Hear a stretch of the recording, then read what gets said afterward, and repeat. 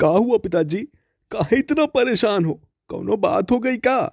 बेटा लल्लू, सब इस गांव को छोड़कर जा रहे हैं। सबका कहना है कि इस गांव पर किसी भूत प्रेत का साया आ गया है। यहाँ की जमीनें दिन पर दिन बंजर होती जा रही हैं। क्यों ना हम भी तेरी बुआ के यहाँ चले। पिताजी, ये सबसे का होगा बोलिए? और बुआ का कोनो हम सबका हमेशा हमेशा के लिए रख लेंगी? नहीं ना। अरे आना तो फिर इसी गांव में होगा, तो क्या फायदा जाने का। लल्लू, तेरी बुआ के गांव के पास ही हमारी 2 बीघे की जमीन है, उसी में खेती करके गुजारा कर लेंगे। नहीं पिताजी, आपको जाना है तो जाइए, पर हम यहीं रहेंगे इसी गांव में। और यहीं की जमीन जिसे सब बंजर कह के जा रहे हैं, इसी को सोना बनाएंगे हम। माधवपुर गांव के सभी लोग गांव छोड़कर जा रहे थे। पूरा गांव मानो वीरान पड़ गया था। कारण ये था कि गांव के आसपास की जमीन में खेती नहीं हो पा रही थी। इसलिए गांव वालों को लग रहा था कि किसी बुरी शक्ति ने ऐसा किया है। आइए देखते हैं कि क्या गांव वालों का मानना सच था या ये बस उनका एक वहम था। अरे रामू काका, तुम अभी तक रुके हुए हो गांव में? क्या बात है, मन नहीं कर रहा है का गांव छोड़कर जाने का? लल्लू बेटा, मेरे पास एक जीने का सहारा ये दुकान ही तो है बस। गांव के लोग तो सब चले गए, तो दुकान तो चलने से रही, और दूसरा काम मुझे आता नहीं, तो मजबूरन मुझे भी शहर जाना ही पड़ेगा। पर एक बात बोलूं, मुझे ये गांव छोड़कर जाने का मन नहीं कर रहा। तो काहे चिंता करत हो काका? देखो, अभी गांव में बस हम 2 ही लोग हैं। अरे हमरे पिताजी भी बुआ के यहाँ चले गए। तो अगर तुम चाहत हो कि अपना गांव फिर से बच जाए, तो हमारा साथ दे दो। चाहता तो मैं भी हूँ लल्लू कि अपना गांव फिर से बच जाए, पर क्या ये मुमकिन है? अरे काका, तुम बस ये दुकान बंद करके हमारा साथ दे दो, फिर सब गांव वाला भी आ जाएंगे और तुम्हारी दुकान भी चल जाएगी। मैं जरूर साथ दूंगा लल्लू, पर करना क्या पड़ेगा ये तो बता। आप सब यहीं पूछोगे या काम पर भी लगोगे? रामू और लल्लू दोनों मिलकर सभी खेतों में फसल बोना शुरू कर देते हैं। दिन से रात और रात से दिन होता रहा। दोनों ने अपनी कड़ी मेहनत से लगभग सारे खेत बो दिए। काका, खेती तो कर ली, बस अब फसल आ जावे, फिर गांव वालन का बुलाकर ले आवेंगे यहाँ, और उनका ये बहम भी खत्म हो जाएगा कि यहाँ कोनो बुरी शक्ति का साया है। क्या कहते हो? मैं क्या कहूँगा बेटा, बस तू जैसा सोच रहा है वैसा हो जाए। दिन बीतने लगे। दिनों के साथ महीना पूरा हो गया, पर खेत में फसल का कहीं नामो निशान ना था। बेटा लल्लू, हमारी मेहनत तो लगता है बेकार जाएगी। यह सच में किसी बुरी शक्ति का साया है। मैं भी अब यहाँ से निकल जाऊंगा, अब कहीं शहर में ही बसना पड़ेगा। का काका, तुम भी कैसन बात करत हो? इतनी जल्दी हार मान जाओगे तो कैसे काम चलेगा भला? लल्लू, तुझे करना है तो कर, पर मैं और मेहनत नहीं कर सकता। मैं कल ही शहर के लिए निकल जाऊंगा। लल्लू सोच में पड़ गया था कि आखिर ऐसा क्यों हो रहा है। इस चक्कर का है भाई, इतनी मेहनत का बाद भी कौनो खितवा में फसल नहीं आई। का चक्कर है ये सब?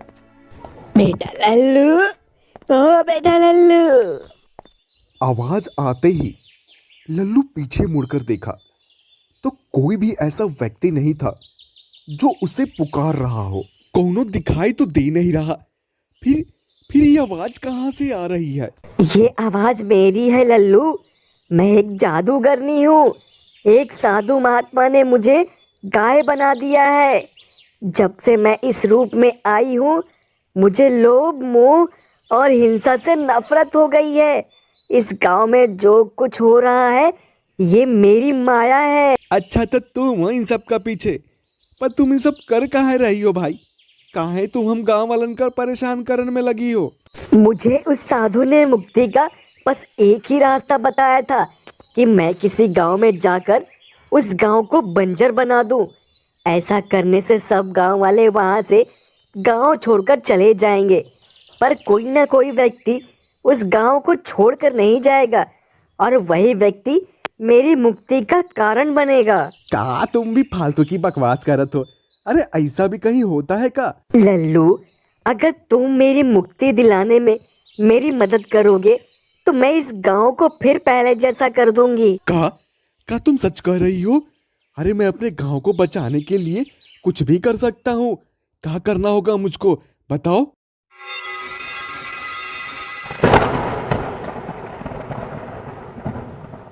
तुमको इस दर्पण के अंदर से फल तोड़कर लाना है, जिसे मैं खाकर मुक्त हो जाऊंगी। और जैसे ही मैं इस गांव से जाऊंगी, ये गांव पहले जैसा हो जाएगा। ठीक है, फिर हम अभी जावत है दर्पण के अंदर और लेकर आवत है फल। तुम यहीं रुको। सुनो लल्लू, दर्पण में से फल लाना इतना भी आसान नहीं होगा। वहां एक पिशाच है जिसका तुम सामना नहीं कर पाओगे। कहा, जब तुम जानती हो तो काहे हमको वहां भेज रही हो भाई? तुम चिंता मत करो लल्लू, साधु द्वारा दिया गया एक शक्ति मेरे पास है। मैं तुम्हें वो शक्ति देती हूँ। जब वो पिशाच तुमको दिखे तो उस पर तुम इसको इस्तेमाल करना।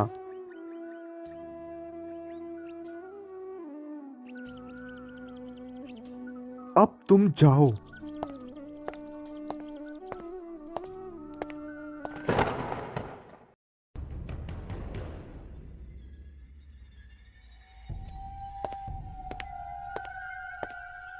बहुत घना जंगल है, यहाँ फल ढूंढने में तो बहुत मुश्किल होगा, पर करना तो पड़ेगा ही। गांव को बचाने का सवाल जो है। लल्लू फल की तलाश करने लगता है।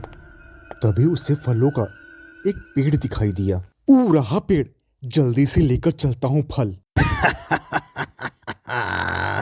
इतना आसान नहीं है मानव, इस फल को तोड़ कर ले जाना।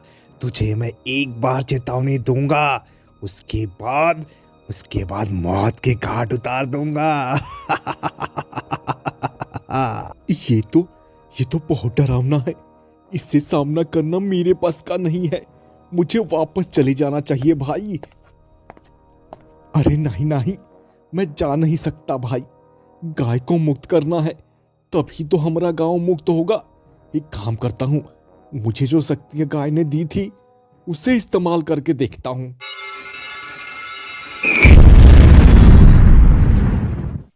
ईता बहुत आसान था भाई, हमका मालूम नहीं था कि इतना बड़ा शक्ति है ये। अब जल्दी से फल लेकर चलता हूँ। लल्लू ने झटपट फल तोड़ लिए और उसे लेकर दर्पण के पास आ गया। दर्पण ने उसे अपनी आगोश में ले लिया और झट से गाय के सामने फेंक दिया। तुम्हारा ये उपकार मैं कभी नहीं भूलूंगी लल्लू। मैं इसे खाते ही मुक्त हो जाऊंगी और तुम्हारा ये गांव भी मुक्त हो जाएगा। गाय फल खाकर मुक्त हो जाती है। गाय के मुक्त होते ही खेतों में फसलें आने लगती हैं। जब गांव वालों ने ये बात सुनी तो वो अपने गांव में आ गए और लल्लू ने उन्हें सारा हाल कह बताया। तब सभी लल्लू की प्रशंसा करने लगे और खुशी खुशी फिर से अपना जीवन जीने लगे।